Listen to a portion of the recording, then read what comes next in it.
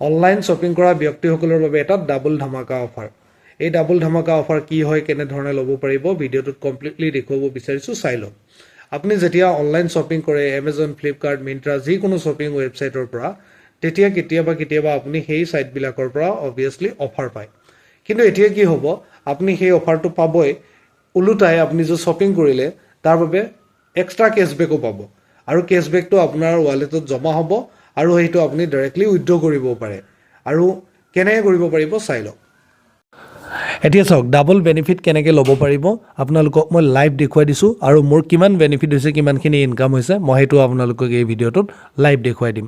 প্ৰথমতে মই এটা বিশেষ মোবাইল এপ্লিকেশ্যন অ'পেন কৰি লৈছোঁ। এই এপটোৰ লিংক কমেণ্ট বক্স আৰু ডেছক্ৰিপশ্যনত দি ৰাখিছোঁ। লিংকত ক্লিক কৰিলে এই এপটো অ'পেন হ'ব, ইনষ্টল কৰি ল'ব। এটা কথা মনত ৰাখিব, আমি এই এপটোত শ্বপিং নকৰোঁ, কিন্তু এই এপটোৱে আমাক ইনকামখিনি দিব, ইনকাম ইয়াত জমা হ'ব আহি। কেনেকৈ হ'ব দেখুৱাই দিছোঁ চাওক।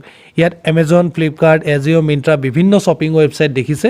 আপোনাক কেৱল আপুনি যিটো মোবাইল এপ্লিকেশ্যন নিজে ইউজ কৰে, ছাপ'জ আপুনি এমেজন ইউজ কৰে, আপোনাৰ লগত এমেজন এপটো থাকিবই লাগিব, তেতিয়াহ'লে আপুনি বেলেগ একো কৰিব নালাগে। আপুনি ইয়াতে ক্লিক কৰি দিয়ক এমেজনত। ক্লিক কৰাৰ পাছত আৰ্ণ ৰিৱাৰ্ডছ বুলি আহিছে তলত, ইয়াতে ক্লিক কৰিব।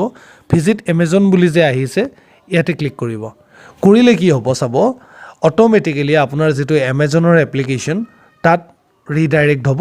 দেখিলে এমেজন এপ্লিকেশ্যনটো মোৰ অ'পেন হৈ গ'ল।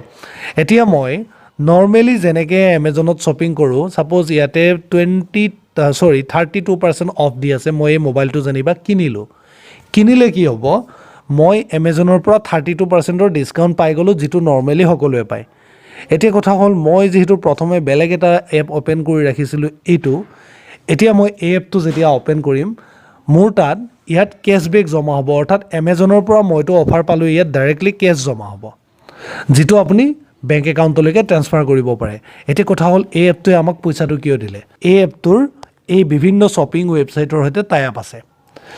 যেতিয়া আপুনি নৰ্মেলি এটা শ্বপিং ৱেবছাইট ইউজ কৰিব, আপুনি সেই ছাইটটোৰ বেনিফিট পাব।